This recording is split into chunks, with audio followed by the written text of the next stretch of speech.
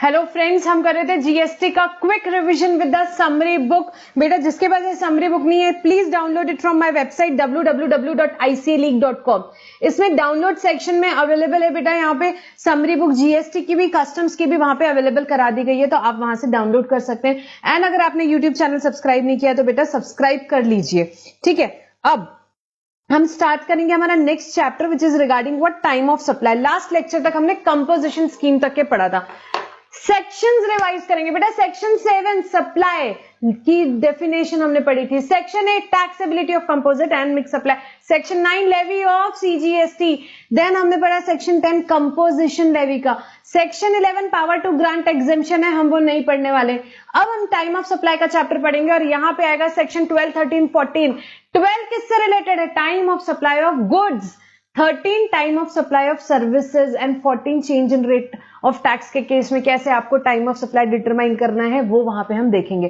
तो बेटा यहां पे आप अगर ऑब्जर्व कर रहे होगे तो हमने सेक्शन सीक्वेंस में पढ़े। सेक्शन 7 से सेक्शन 30 तक के हम पूरा रिवीजन यहां पे सीक्वेंस में करेंगे, आपको याद हो जाएंगे सेक्शंस, ये डिस्कशन हमारा कंप्लीट होते तक। टाइम ऑफ सप्लाई के डिस्कशन पे आते हैं। What do you mean by time of supply? Time of supply means when the liability to pay tax arises. When the liability to pay tax arises is determined by what? It is determined by time of supply provisions. तो section 12 goods की बात करता है, section 13 service की बात करता है। I have told you in the very first lecture why it is necessary to differentiate between goods and service. Because the provision for time of supply and place of supply are different for goods and different for services. अभी time of supply section 12 time of supply of goods, section 13 time of supply of services. अब इसके कुछ subsections हैं, हम पढ़ेंगे इसको कैसे। Time of supply forward charge के केस में, रिवर्स चार्ज के केस में, वाउचर्स के केस में, रेसिड्यू केसेस में, ये सारे केसेस में हम अलग अलग टाइम ऑफ सप्लाई पढ़ेंगे। तो कुछ प्रोविजन सेक्शन 12 और 13 के जो हैं टाइम ऑफ सप्लाई के कॉमन है, कुछ डिफरेंट है, तो हम देखते जाते हैं। लाइन से फर्स्ट स्टार्ट करते हैं। यहां पे फर्स्ट है time of supply in case of goods. अब बेटा यहां पे बहुत इजी कर दिया। गुड्स के केस में सेक्शन 12 सबसेक्शन 2 की बात करता है फॉरवर्ड चार्ज ऑफ गुड्स के केस में time of supply. Forward charge of goods के केस में टाइम ऑफ सप्लाई क्या होगा? तो ma'am date of issue of invoice और last date on which is required to issue invoice under section 31। जो actual date of issue of invoice और last date of issue of invoice. What? Actual date of issue of invoice और last date of issue of invoice, whichever is earlier. Invoice से link किया है। आपको याद हो तो अपन ने क्लास में एक एक इनवॉइसिंग के प्रोविजन पढ़े थे, उसको लिंक करके टाइम ऑफ सप्लाई के साथ पूरे प्रोविजंस पढ़े थे। तो टाइम ऑफ सप्लाई का पूरा चैप्टर आपके इनवॉइस से लिंक्ड है। अब यहां पे एक नोटिफिकेशन आया, नोटिफिकेशन नंबर 66/2017। वो क्या बोलता है कि भाई गुड्स के केस में टाइम ऑफ सप्लाई हमेशा क्या होगा? Date of issue of invoice और last date of issue of invoice. Date of issue of invoice और last date of issue of invoice. Payment को भाई इग्नोर करना है, उन्होंने क्लियरली बोल दिया। सो यहाँ पे in case of supply of goods by registered person excluding composition supplier, GST is to be paid on outward supply of goods और on the date of issue of invoice or the last date on which invoice ought to have been issued। तो यहाँ पे आपको payment को totally ignore करना है। मैंने यहाँ स्पेसिफिकली क्रॉस मार्क लगाया बेटा। गुड्स के केस में आपको यहाँ पे पेमेंट को इग्नोर करना है। नोटिफिकेशन बाय 66/2017 ने बोल दिया कि फॉरवर्ड चार्ज के केस में गुड्स के केस में टाइम ऑफ सप्लाई कैसे डिटरमाइन करना है? Date of issue of invoice और last date of issue of invoice ही लेना है। Then time of supply of services क्या बोलता है? It is earliest of the following date. What? Date of issue of invoice by the supplier और date of receipt of the payment, अगर आपने invoice time पे इश्यू करी है। अब जनरली इनवॉइस कब इश्यू करनी पड़ती है बेटा? सर्विस के केस में। जनरल केसेस की बात कर रहे हैं। जनरल केसेस में मैम करनी पड़ती है 30 डेज में और बैंकिंग और फाइनेंशियल सेक्टर के केस में 45 डेज में। तो अगर आपने 30 डेज के अंदर इनवॉइस इश्यू कर दी तो टाइम ऑफ सप्लाई क्या होगा ma'am? Date of issue of invoice और date of payment whichever is earlier. अब पेमेंट मतलब क्या? जिस दिन आपके बैंक में या बुक्स में, तो earlier of these two. So अगर इनवॉइस टाइम पे इश्यू करिए तो date of issue of invoice और date of receipt of payment, उसमें जो भी अर्लियर रहेगा वो आपका टाइम ऑफ सप्लाई हो जाएगा अगर इनवॉइस टाइम पे इश्यू करिए। अब इनवॉइस टाइम पे इश्यू नहीं करी 30 दिन निकल गए, 40 दिन आ गए, आपने टाइम इनवॉइस इश्यू नहीं करी, तो टाइम ऑफ सप्लाई कब आएगा? टाइम ऑफ सप्लाई मतलब किस महीने में टैक्स पे करने की लायबिलिटी आ रही है, किस महीने में टैक्स पे करने की लायबिलिटी आ रही है, उससे लेट पे करोगे तो इंटरेस्ट पेनल्टी लगेगा. So, if invoice is not issued within the prescribed time, then the earliest of the following date of provision of service, जिस दिन आपने service the, or date of receipt of payment, or date of receipt of payment, whichever is earlier, दोनों में से जो भी earlier होगा, date of provision of service or date of receipt of payment, whichever is earlier. ठीक है. अब when the above events are unascertainable, ये ऊपर के इवेंट्स असर्टेनेबल नहीं है, मतलब अनअसर्टेनेबल है, आप नहीं समझ पा रहे हो, उस केस में date on which the recipient shows the receipt of in his books of account, तो जिस दिन रेसिपिएंट ने अपने बुक्स में एंट्री करी, जिस दिन रेसिपिएंट ने अपने बुक्स में एंट्री करी, वो आपका टाइम ऑफ सप्लाई हो जाएगा, वो आपका टाइम ऑफ सप्लाई हो जाएगा. Suppliers receives up to 1000 in excess of amount indicated in the invoice. ये आपको समझा कब होगा ये, कि भाई जब आपने इनवॉइस भी इशू नहीं करी, ये ऊपर वाला पॉइंट, सी पॉइंट जो भी हम पढ़ रहे थे, जब आपने इनवॉइस भी इशू नहीं करी, पेमेंट भी आपको रिसीव नहीं हुआ है, यहाँ पे आपको पता ही नहीं कि सर्विस कब खत्म हुई, तो गवर्नमेंट ने बोला छोड़ो भाई, जिस दिन रिसिपिएंट की बुक्स में एंट्री कर रहे हो उसी को टाइम ऑफ सप्लाई कंसीडर कर सकते हैं. Then supplier receives up to 1000 in excess of amount received indicated in invoice. जैसे कि फॉर एग्जांपल 1550 रुपीज का मेरा यहाँ पे बिल हुआ था, बट क्या हुआ, आपने मेरे को 1600 रुपीज दे दिए, 1600 रुपीज दे दिए, राउंड फिगर में कर दिया. मेरा वोडाफोन का बिल आ गया फॉर एग्जांपल 1550 रुपए का, मैंने 1600 का पेमेंट करके रख दिया, मैंने 50 रुपए का एक्सेस पेमेंट किया, यस. तो गवर्नमेंट ने बोला कि ठीक है, 1000 रुपए के एक्सेस पेमेंट तक के ऑप्शन है सप्लायर के पास कि उसका टाइम ऑफ सप्लाई जब उसका इनवॉइस इशू करेगा वो एडिशनल 50 रुपए का तब ले सकता है. इसके लिए उसको एडवांस पे, रिसीट ऑफ पेमेंट पे करने की जरूरत नहीं है. ठीक है.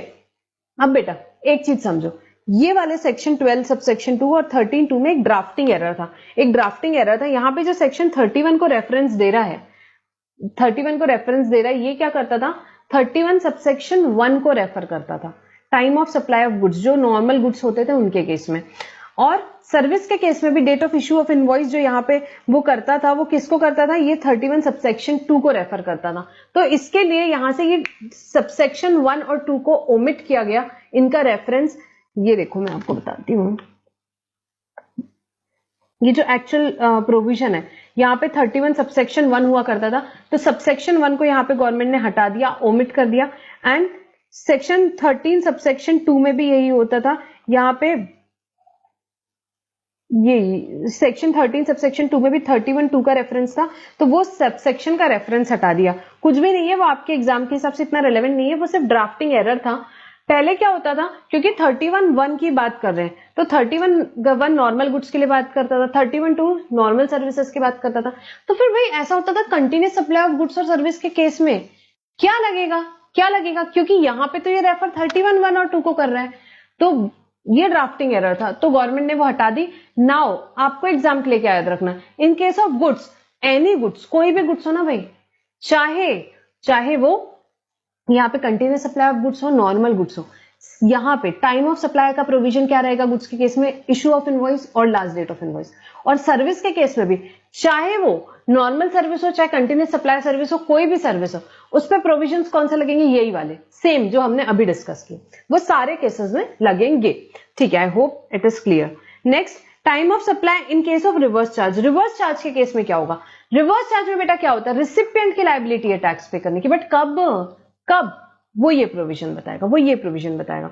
सो गुड्स के केस में क्या होगा, गुड्स के केस में रिसिपिएंट ने, फॉर एग्जांपल के साथ समझते, कैशव नट्स आए, मैंने एग्रीकल्चरलिस्ट से खरीदे, मैंने रिसिपिएंट हूं, मुझे टैक्स पे करने की लायबिलिटी, बट कब. So date of receipt of goods, जिस दिन मेरे पास कैशव नट आए, या date of payment as enter in the books of account of the recipient, और date on which payment is debited to the bank account whichever is earlier, या date of payment जिस दिन मैंने उसको payment किया, या 31 days from the date of issue of invoice. वो agriculturist ने, फार्मर ने जिस दिन इनवॉइस इश्यू की, उसके बाद 31 डेज तक उसकी इनवॉइस वो बनाएगा, भेजेगा, तो गवर्नमेंट ने टाइम दे दिया 31 डेज. इनवॉइस किसकी बेटा, सप्लायर की, जो सप्लायर इनवॉइस इश्यू कर रहा है वो. ठीक है. रिवर्स चार्ज में रिसिपिएंट भी एक इनवॉइस बनाता है, सेल्फ इनवॉइस बनाता है. ठीक है, वो इनवॉइसिंग के प्रोविजंस में हमने पढ़ा था. वो क्यों बनाता है, क्योंकि सारा कंप्लायंस बर्डन उसका है, जीएसटी के हिसाब से इनवॉइस उसको बनाना पड़ता है. बट यहां किसके इनवॉइस की बात हो रही है, सप्लायर के इनवॉइस की. सो जिस दिन मेरे पास यहाँ पे गुड्स आए, या जिस दिन मैंने पेमेंट किया, या 31 days from the date of issue of invoice by the supplier, whichever is earlier, इन तीनों में से जो भी earlier होगा वो क्या हो जाएगा, आपका time of supply of goods हो जाएगा, then time of supply of service की बात अगर हम करें, time of supply of service की हम बात करें, तो date of payment as entered in the books of accounts of the recipient और date on which payment is debited to his bank account whichever is earlier, जिस दिन आप payment actually कर रहे हो आपकी बुक्स में या रिसिपिएंट की यहाँ पे जो आपकी बुक्स में यहाँ पे अगर जो भी डेबिट हो रहा है या आप जब पेमेंट कर रहे हो बैंक में व्हिचएवर इज अर्लियर, या 61 days from the date of issue of invoice by the supplier. जैसे कि फॉर एग्जांपल आपने जीटीए की सर्विस ली, तो जिस दिन आप या तो पेमेंट कर रहे हो या जिस दिन जीटीए इनवॉइस दे रहा है उसके 61 डे जो रहेगा उस दिन यहाँ पे क्या हो जाएगा, आपका टाइम ऑफ सप्लाई होगा। बेटा यहाँ पे date of receipt of service क्यों नहीं लिखी, क्योंकि सर्विस दिखती नहीं है कि आ रही, गुड्स तो दिखता है कि आ रहा है, तो रिवर्स चार्ज के केस में, गुड्स के केस में क्या है, गुड्स आ रहा है जिस दिन रिसीट ऑफ गुड्स या पेमेंट या 31 day from the date of issue of invoice, 31वें दिन, ये तीनों में से जो भी रहेगा टाइम ऑफ सप्लाई हो जाएगा। एग्जाम में डेट्स दी रहेगी, आपने कैलकुलेट कर लेना है ये फॉर्मूले में डाल के। सर्विस के केस में क्या है, 13 सबसेक्शन 3 सर्विस की बात करता है, जिस दिन डेट ऑफ पेमेंट हुआ या 61 days from the date of entry in the date of issue of invoice whichever is earlier. Where the above event are not ascertainable, the time of supply shall be date of entry in the books of accounts of the recipient of the supply. तो जब ये ऊपर के events नहीं मिल रहे कि भाई अब वो मेरे को पता ही नहीं चल रहा है कि गुड्स कब आए, मैंने पेमेंट भी कैश में कर दिया, सप्लायर ने इनवॉइस भी नहीं बनाया, अब ये कुछ भी डेटा नहीं मिल रहा है, तो उस केस में क्या करना है, तो उस केस में गवर्नमेंट ने बोला कि ठीक है, जिस दिन आपके पास गुड्स आए आपने अपनी बुक्स में तो एंट्री की होगी, वो दिन का दिन ले लो। Then import of services from an associated enterprise, date of entry in the books of accounts of the recipient or the date of payment whichever is earlier। अब इसका मतलब क्या हुआ बेटा, इसका मतलब हुआ कि मैंने इंपोर्ट करी सर्विस, किससे इंपोर्ट करी मैम, एसोसिएटेड एंटरप्राइजेस से करी, एसोसिएटेड एंटरप्राइजेस है मेरी कोई, उससे मैंने इंपोर्ट करी सर्विस। इंपोर्ट के केस में आरसीएम का क्या प्रोविजन है, जो इंडिया यहाँ पे इंपोर्टर है वो टैक्स पे करेगा, वो आरसीएम में टैक्स पे कर रहा है, तो कब टैक्स कभी पे करना है, तो उस केस में date of entry in the books account of the recipient, यहाँ रिसिपिएंट की बुक्स में जब एंट्री हो रही है, या जो डेट ऑफ पेमेंट है whichever is earlier क्या हो जाएगा आपका यहाँ पे टाइम ऑफ सप्लाई हो जाएगा, ठीक है। इसमें एक तो सर्विस की बात हो रही है, इसमें ये 61 डेज नहीं अप्लाई होंगे ऊपर वाले, आपकी बुक्स की एंट्री डेट या पेमेंट whichever is earlier लिया जाएगा, क्योंकि ऑब्वियसली बाहर वाले का कहाँ गवर्नमेंट दिमाग लगाएगी, इसलिए गवर्नमेंट ने यही वाले की बुक्स ऑफ अकाउंट्स के हिसाब से बोल दिया। Then time of supply of vouchers exchangeable for goods और सर्विस, वाउचर्स के केस में, अब ये देखो ये एकदम न्यू कंसेप्ट है, ठीक है, जीएसटी में लेकर आए, पहले ऐसा कोई कंसेप्ट इतना नहीं होता था। तो गवर्नमेंट ने क्या बोला, गवर्नमेंट ने बोला कि भाई आजकल बहुत ही वाउचर्स दे रही है, मेट्रो वाले में वाउचर्स दे दिया, शॉपर स्टॉप वाला वाउचर्स दे रहा है, यहाँ पे मॉल्स में आप जाते हो बहुत सारे वाउचर्स मिलते हैं, तो इस केस में टाइम ऑफ सप्लाई कैसे डिटरमाइन करना, तो गवर्नमेंट ने यहाँ बोल दिया कि अगर आपकी सप्लाई गुड्स की या सर्विस की आइडेंटिफाइबल है, मतलब जिस दिन आपको वाउचर इशू किया उसी दिन आपको पता है कि इस वाउचर के अगेंस्ट क्या लेने वाला है सामने वाला, तो वो आइडेंटिफाइबल हो गई और उसका टाइम ऑफ सप्लाई आ जाएगा जिस दिन मैंने इशू किया वाउचर। और अगर आपको नहीं पता है, it is not identifiable, then date of redemption of voucher. Now what does it mean, so अभी हम एग्जांपल से समझते हैं इसको। अगर फॉर एग्जांपल आपको शॉपर स्टॉप वाले ने एक वाउचर दिया, एक वाउचर आपको मेट्रो शूज वाले ने दिया, पहले मेट्रो शूज वाला लेते हैं, मेट्रो शूज वाले ने आज आपको 31 मई को एक वाउचर दिया और आपको बोला कि ठीक है इसके अगेंस्ट आप शूज खरीद सकते हो आगे के 6 महीने में कभी भी।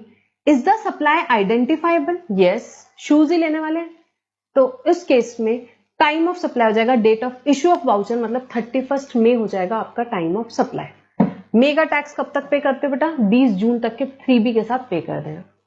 देन यहां पे अदर केसेस, मतलब कि शॉपर स्टॉप का एग्जांपल लेते हैं, आपको शॉपर स्टॉप वाले ने वाउचर दिया, क्या बोला आपके वाउचर में, आपको बोला कि ठीक है आप ना टैक्स कभी पे करोगे, यहाँ पे आप टैक्स नहीं, यहाँ पे आपको शॉपर स्टॉप वाले ने वाउचर दिया, आपको उसने बोला कि आप इसमें से कुछ भी खरीद सकते हो, क्या आप इससे शूज खरीद सकते हो, आप इससे परफ्यूम खरीद सकते हो, आप इससे गारमेंट्स खरीद सकते हो, आपके जो मर्जी चाहे आप वो खरीद सकते हो,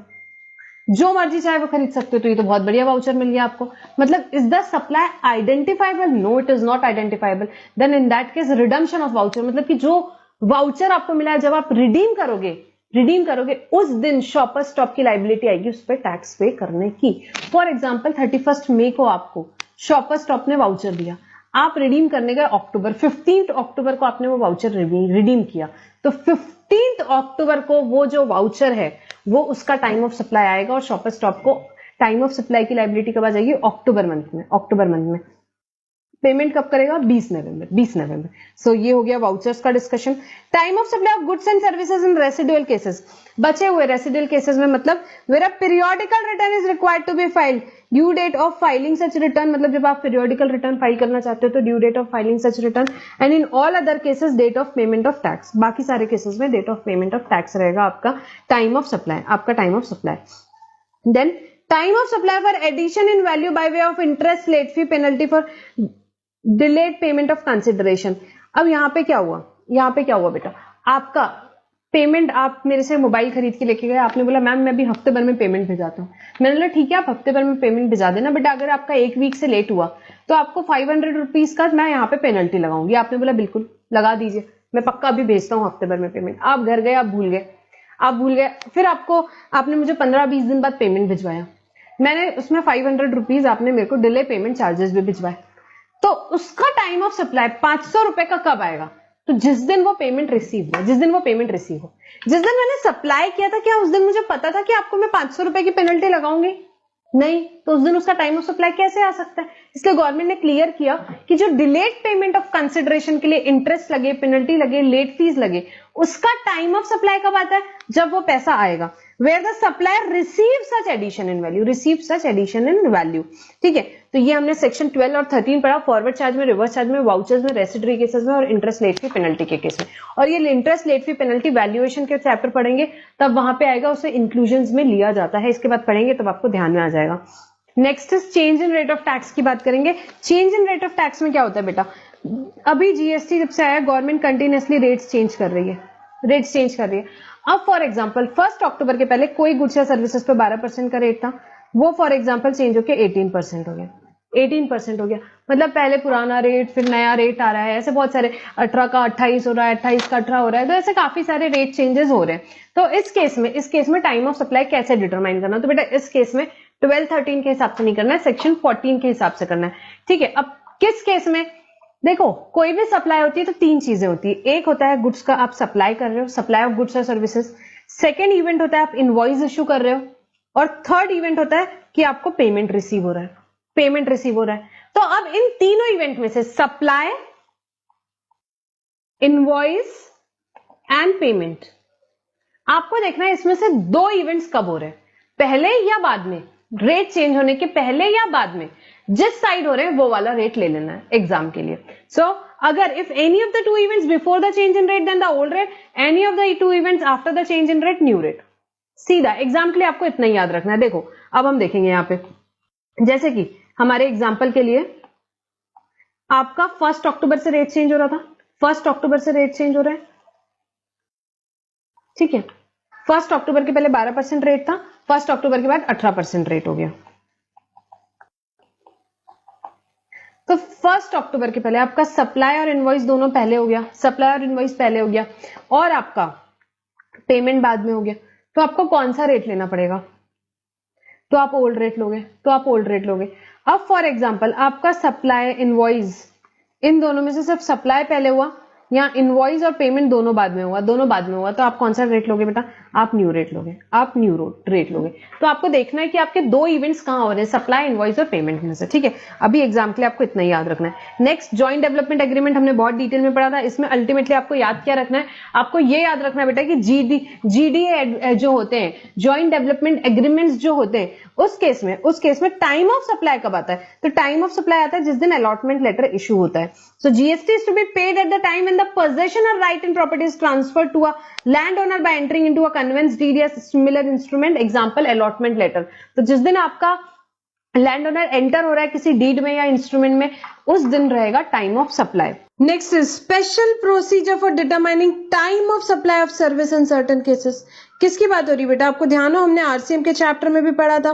क्या बात थी? देखो पहले आरसीएम की एंट्री समझेंगे, एग्जेम्पशन, फिर क्लब करके यहाँ पे समझेंगे टाइम ऑफ सप्लाई उसका। सो यहाँ पे अगर यहाँ पे आरसीएम में क्या पढ़ा था?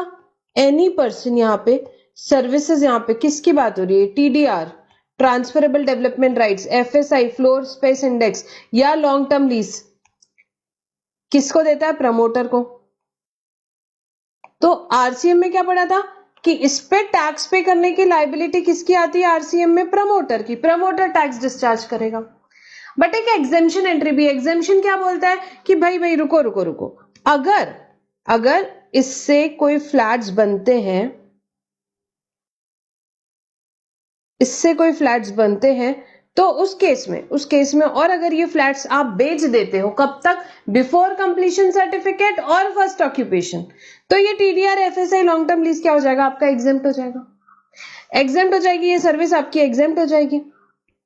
ठीक है, कब, शर्त रख दी उन्होंने, शर्त क्या थी, शर्त ये कि भाई अगर यहाँ पे आपने TDR, FSI, long term lease लिया, यहाँ प्रमोटर ने क्या किया भाई, बिल्डिंग वगैरह बनाया और सारे फ्लैट्स बिक गए, कब तक, बिफोर कंप्लीशन सर्टिफिकेट और first occupation, whichever is earlier, तो आपका ये एग्जेम्पशन क्या हो जाएगा, यहाँ पे आपका एग्जेम्पशन हो जाएगा, ये इस पे कोई टैक्स नहीं लगेगा, ये एग्जेम्प्ट हो जाएगी सर्विस आपकी।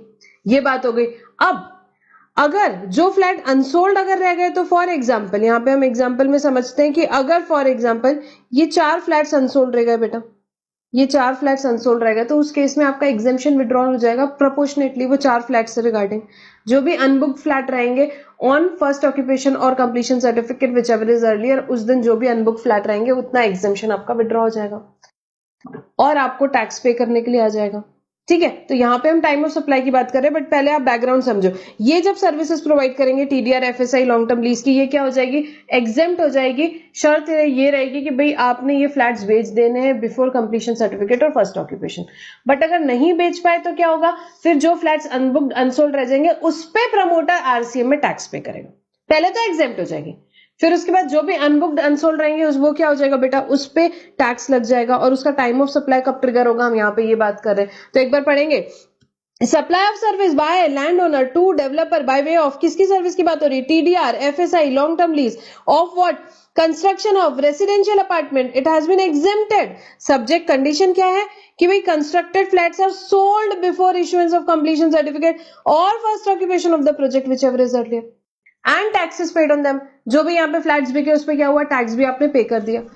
Such exemption of TDR, FSI, long-term lease shall not be available in case flat which remain unbooked on the date of issuance of completion certificate or first occupation of the project whichever is earlier। तो वो exemption नहीं मिलेगा हमें, यहाँ क्या हो जाएगा, हमारा exemption नहीं मिलेगा on unbooked flat। किस दिन unbooked flat, on the date of issuance of completion certificate और first occupation।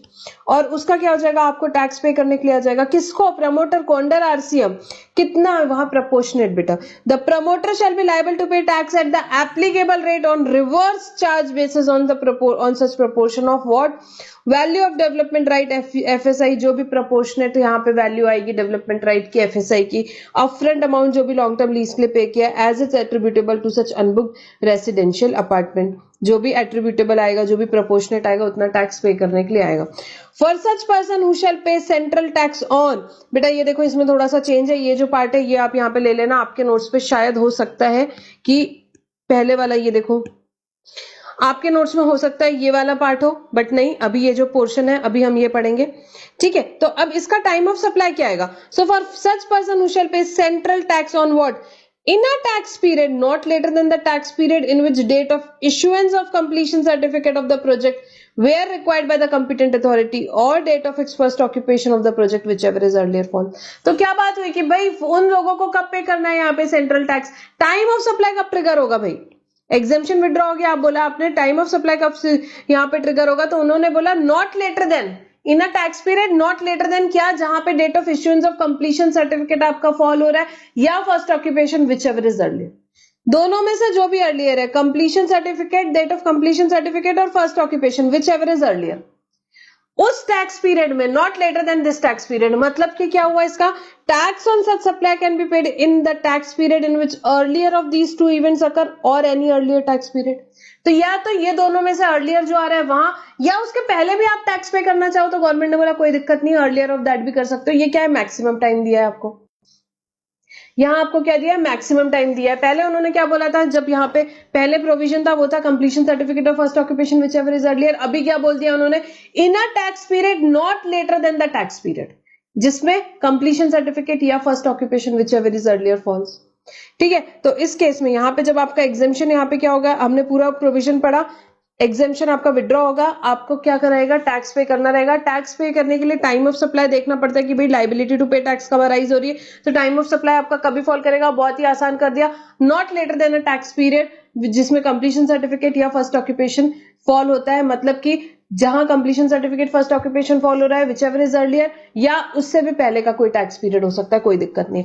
ठीक है, तो बेटा यहाँ पे कंप्लीट होता है हमारा क्या, revision of what, time of supply chapter जो है बहुत इंपॉर्टेंट चैप्टर है, एग्जाम में डेफिनेटली क्वेश्चंस आते ही रहते हैं। हमने बहुत सारे प्रैक्टिकल क्वेश्चंस किए थे, तो आपने भी बिल्कुल प्रैक्टिस करना है इस चैप्टर की, और इसमें क्वेश्चन डेफिनेटली एग्जाम में आते रहते हैं। सो बेटा यहाँ पे हमारा कंप्लीट होता है इस चैप्टर का revision, and will stop our revision for this chapter over here. Thank you for now.